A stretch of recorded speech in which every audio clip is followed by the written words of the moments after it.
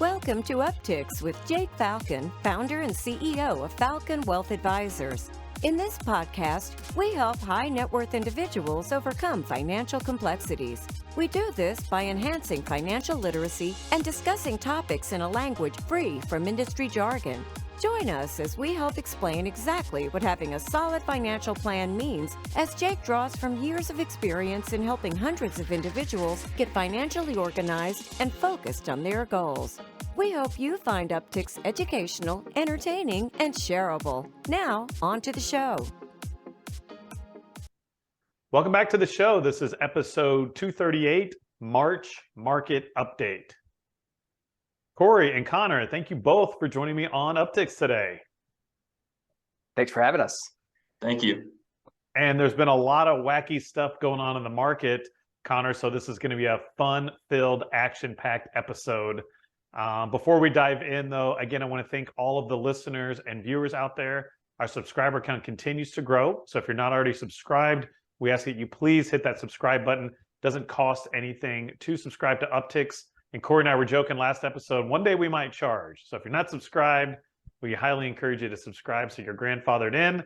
And if you think our content is worthy, a thumbs up button, a 5-star rating, or certainly if you want to leave a review on Apple iTunes, that would be greatly appreciated as well. The point of this content is to educate and enhance people's financial literacy and explain ultimately what their financial plan means to them. Before we go into the March market update, though, Cory, I'll kick off with you. Is there any fun or anything going on in your personal life you want to share with the audience today in front of the millions of potential viewers? Potential paying customers maybe watching? No, I'm just kidding. No, not really. Just have enjoyed the longer days now that we're getting sunshine a little bit longer this time of year, of course. But just kind of plugging away, rocking and rolling here, ready for some warmer weather. Yeah, me too. I found myself last night working much later because it was sunlight. Well, that's just fine. But I got home and I was like, wow, Rachel, it's late. And she just kind of shrugged her shoulders like, whatever. So what about you, Connor?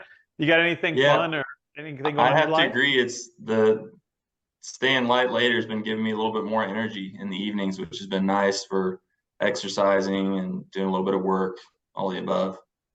Got it. Yeah. Same for me. I'm finishing up a good book called Extraordinary Golf. I do recommend it for all of our viewers or listeners that are golfers. It's a different way to look about the game, which has been really interesting. It's not your traditional golf instruction book.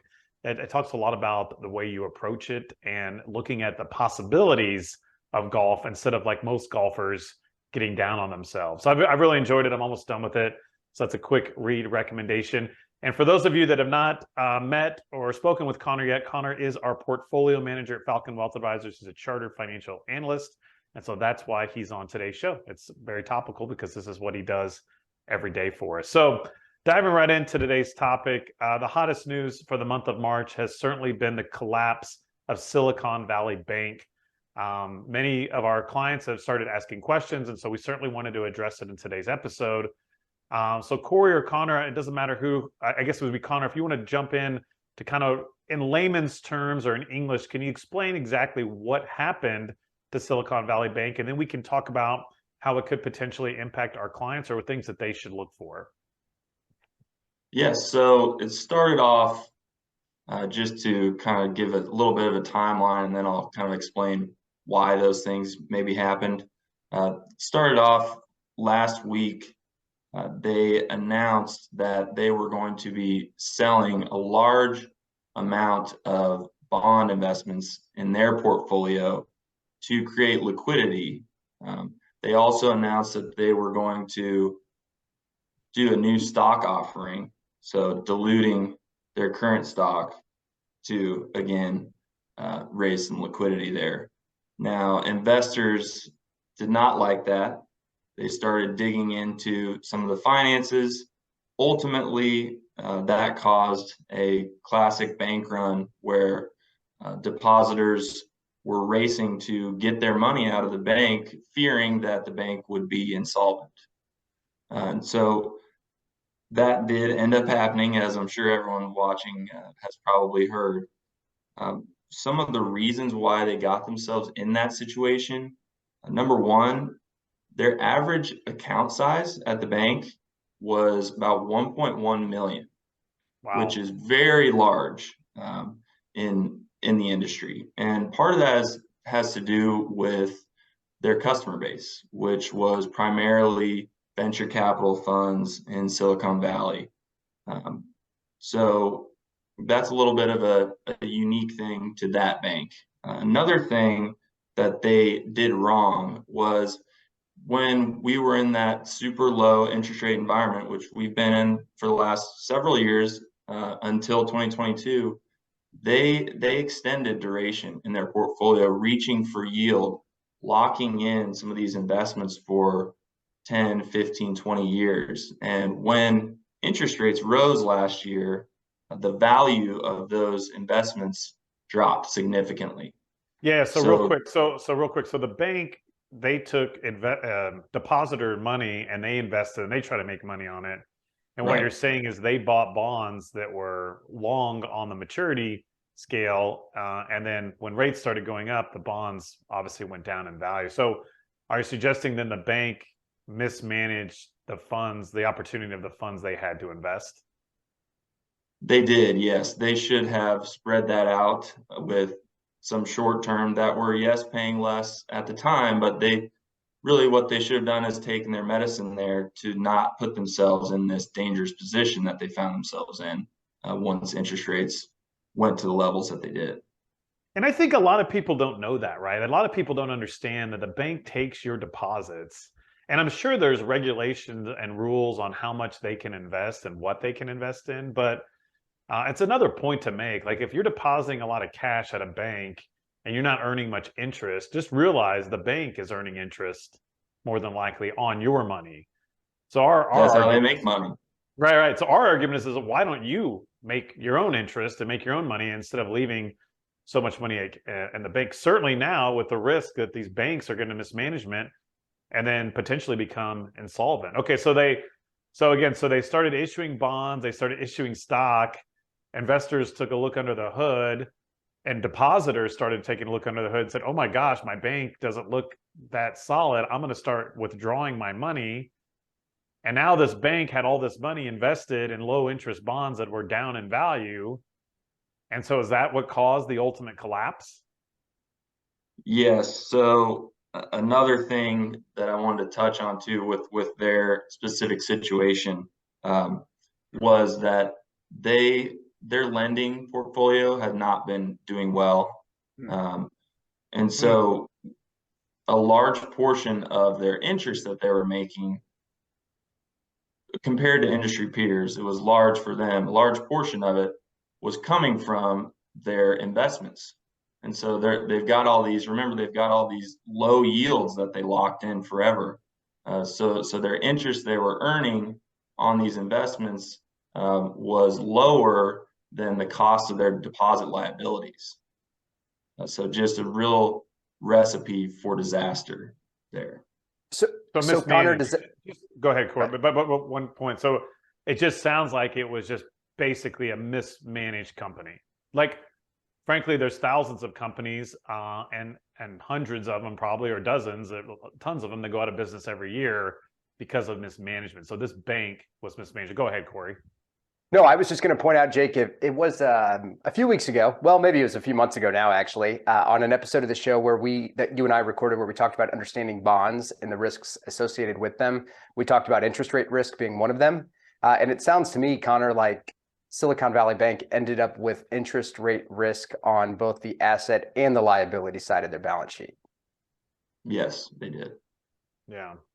So, okay. So it's a horrible instance. It's an example of a company or a bank, which is even scarier in my opinion. I mean, it's not like this is an internet company or a microchip company or a car company. It's like other people's money that they weren't even investing. They were just depositing was at risk. And so everybody probably already knows this, but the FDIC limits are $250,000, which means that's insurance basically by the government to secure those deposits. And in a bold move, the United States government came in and they secured those depositors. And I think they did that so that the rest of the financial system wouldn't start to crumble around it. So maybe we can share some tips before we go into like just normal market, update in here. But from this lesson learned, and Cory, we'll start with you on this one. What are some tips that our clients and can take from this when they're looking at their own banking relationship? One big one is evaluating how much money you have in cash at any one bank. And interestingly, that was just as pertinent before this, but I think it's especially relevant now. And I would imagine something like this, just naturally, a lot more people are just more inclined to kind of reevaluate what their banking relationships look like and how they're set up personally. But that is one huge takeaway, is evaluating how much cash you have in different accounts at different banks. And if it's more than $250,000, we can have a conversation about what's the right way to handle that. Right. And we're talking about cash. So let's say you have $2 million with our custodian. Well, the good news is, we have that diversified. And so it doesn't mean that, again, the investments aren't insured because they're going to fluctuate up and down and there's risk there. We're talking about literally cash at a bank or an institution. So it's okay if you have $2, $4, $5, $10 million at one custodian, as long as it's diversified and invested. Again, there's no guarantee there, but you don't have to worry about a cash. So again, ultimately, if that entity goes out of business, you would still technically own the securities. We're talking about cash deposits. Good, Cory. Connor, do you have any other ideas from this that we can learn and share with our audience? No, I think really just it's important to know where your money is and what coverage you have. And I think that's something that's been kind of reverberating around the United States in the last week of, okay, am I covered here? And so it's just important to check with your financial advisor and, make sure that you've got all your bases covered. Good. Now, before we started recording, you commented on how you think this is going to create a ripple effect, not only in the financial services sector, but perhaps in other places. So maybe you can comment on, Connor, things that you and your team are working on right now for our clients as far as our portfolio and what we can control. Maybe you can comment, maybe not on specific names, obviously, but just some things that you're doing to help protect our clients' capital. Yeah, so one of the things we're looking at is, which I think makes a lot of sense and probably a lot of other folks are doing, is kind of looking at a lot of these metrics with these financial companies and seeing what other banks and financial companies could be at risk given some more shocks to the market, right? So looking at what is the percentage of uninsured deposits that a bank has in case there was another bank run on some other bank. Now, let me ask you this though. So, the government came in and bailed out basically the Silicon Valley depositors. Now, I'm assuming the stockholders and the bondholders got wiped out, but do we think this sets a precedent? Like, if you remember the financial crisis, there was tons of banks that got bailed out, but Lehman Brothers did not. So are you suggesting that, and I won't hold you to this, but yes, Silicon Valley depositors got bailed out. So are you suggesting, though, that perhaps maybe if this happens again at a different regional bank, they won't be so lucky and the government perhaps may not bail out the depositors? I think if it happens in this same kind of fallout here in the next few weeks, I do think I would expect the government to stand by kind of what they've done with Signature Bank and SVB. However, I think it is going to change a lot of policies, a lot of capital ratios or requirements are going to be more strict going forward. I think that's going to take a little bit of time to iron out, but it's definitely something that is going to affect the industry in the long term.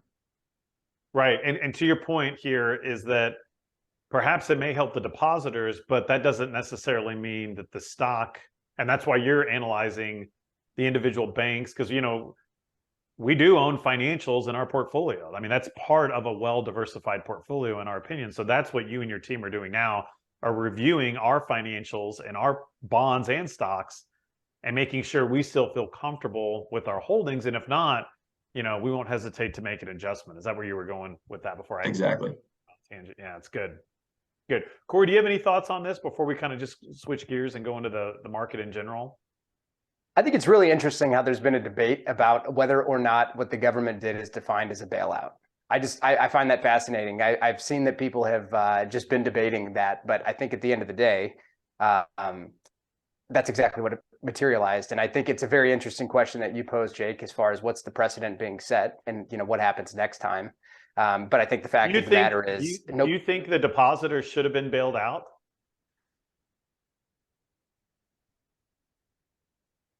I understand why they were. I have pretty conflicted feelings on it, frankly. I just think that the precedent that was set was that the existing coverage limitation that we've talked about, this $250,000, basically just didn't matter. Right. So what about you, Connor? Do you think the depositors should have been bailed? It's a tough one. It is a tough one, and I think to Cory's point, it may encourage some more bad behavior if you think that the government is just going to bail you out if something bad happens. That's just going to create more risk taking. Right. And I don't want to turn this into a political podcast, Yeah. but doesn't that also give the government more power? Right? Because if they're going to always bail you out, then I know that there's a yin yang there. They're going to, like you said, maybe there's more regulations and more restrictions. And so it's just interesting. I feel bad for the depositors. Obviously, I wouldn't want, any of our clients or myself or you guys or anybody to lose their money because a bank was mismanaged. But I think it's a good lesson for people to learn right now that, hey, you need to be aware of what you're doing. You need to be an informed consumer. You need to understand, you need to be vigilant. And that's part of living in the society that we do. And so, yeah, I'm with you guys. I'm a little conflicted on it also, Cory, because I understand that it's not the depositor's fault that the bank was mismanaged, but also they should have known better, especially these institutional accounts that they had. I mean, they're supposed to be qualified investors that understand these things. So anyways, it's fascinating. And so that kind of goes into the market right now. So, to start off the year, the market had a great run up. It's pulled back since then and kind of been trading choppy around there.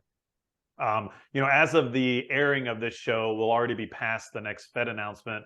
So we don't need to go into that as much. But I'm just curious, Connor, from your perspective, do you think this is the domino that maybe can help us get down into a recession or find a bottom? Because it's kind of been, the market's been waffling about and kind of looking for an event to really get things washed out. And my hope is that if we get washed out, we can start the recovery. But do you think this is the event that could cause that? I do think that this is an inflection point here for the market. I think one of the really interesting things about what's happened in the last couple of weeks is we've seen the Fed funds futures predictions going from 4 additional hikes this year of 25 basis points, whether they come in 25 or 50, down to now we're talking about, are we done? Is there one of 25 left? So just a pretty big change there that's happened in the last week. So I think that will be good for us in the long run to kind of get done with this Fed rate hike campaign so that we can get back to a normal financial environment, right? Where we're not worried about, man, are rates going, are they taking them to 10% here? What's going to happen next? So I think it is going to continue to be choppy, like you said, going forward as we figure out where we're going to go from here. But I think in the long run, and hopefully by the fourth quarter of this year, we will have a clear path. We will know kind of where we're headed, have some clarity on interest rates. So I think that'll be good for the market. Yeah, that's good. That's a good point. So again, what I'm hearing is probably going to be choppy here for a little bit longer, but the quicker we can get to a firm understanding of interest rates and what the Fed has lined up, hopefully companies and businesses and CEOs can digest that information and then hopefully manage their companies moving forward in a productive, profitable way. Cory, what are your thoughts?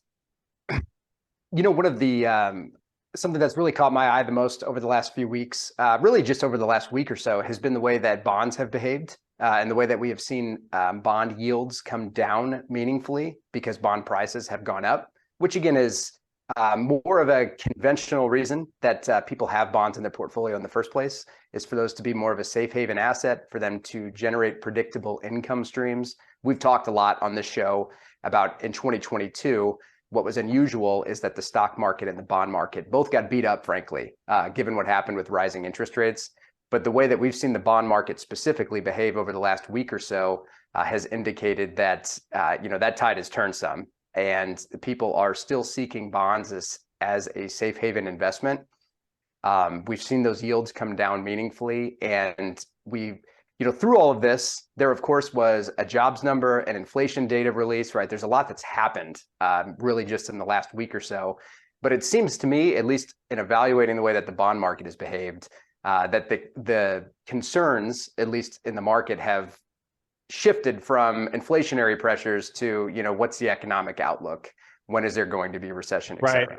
Right. And I know we're zeroing in here and we're talking here in weeks and months, but I can't reiterate this enough with our clients, is that you have to understand that we buy stocks for our clients for long-term capital appreciation and dividend income. So what happens this week or last month? Yes, we are paying very close attention to it, and we're managing through it. But for your financial plan to work, we want stocks that are going to grow over the next 5, 10, 20, 30 years. All of our clients, we monitor how much money they have in cash and bonds. And bonds, I mean treasury notes, corporate bonds, preferred stocks, and cash. We want to make sure their cash flow is set up for the next 5 years at least, ideally 10, so that they don't have to worry about these fluctuations. So again, clients always ask me in reviews, what's the market update? What's going on? What about SVB? All this stuff. So we want to have a comment and an opinion, but I can't stress it enough that I don't want our clients getting caught up on these short-term fluctuations, because yes, that's why we hired Connor to help navigate and protect the portfolio and hopefully take advantage and find some opportunities to make clients money during all of this. But ultimately, we got to zoom out on the financial plan, and we need stocks to grow over the next decade, not tomorrow, right? Clients shouldn't be worried about the Dow being up 500 or down 500 in any given day. We watch it, right? And we're managing it, but your financial plan is not dictated about what happens today. It's not, and it shouldn't be.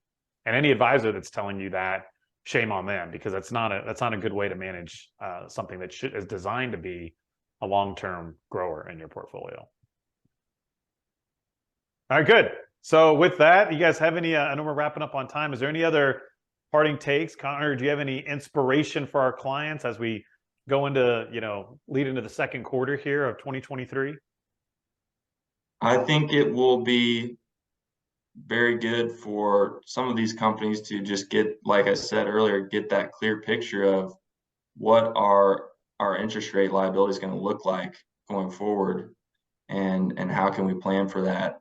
And instead of, just worrying if you have floating rate debt, that's something that's been a big worry for you if you're a company, because how high are these rates going to go? So I think we will get some calm from that, which will be good going forward. And we will be looking for opportunities.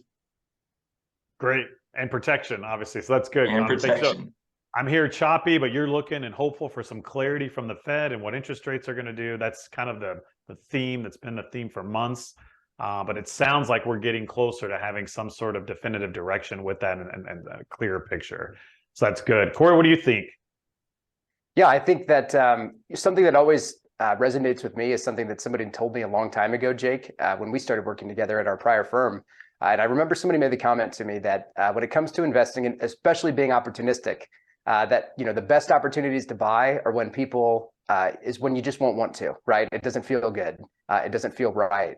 And I think it's important for us to reinforce the point that we do have a process and a strategy and a discipline that we follow and do what the numbers tell us to do. So even on an episode of the show like today, where we're talking about some facts, some opinions, the way that we view all of this for clients, I think it's important for people to know that we're not making investment decisions based upon, Jake, your opinion or mine, or what you or me think is going to happen in the future, or Connor, because we don't know, and no one does. And anybody who's pretending that they do doesn't. And it's really that simple. But we want to stick to the process and the strategy through good times and bad, because it works, and that's why we do it. Yep. Good call, Cory. Yeah, we use math to dictate our investment decisions. We want to buy low, sell high. And then Connor, as the portfolio manager, is making sure that we have good quality companies in that portfolio. And that's really what we're looking to do for our clients.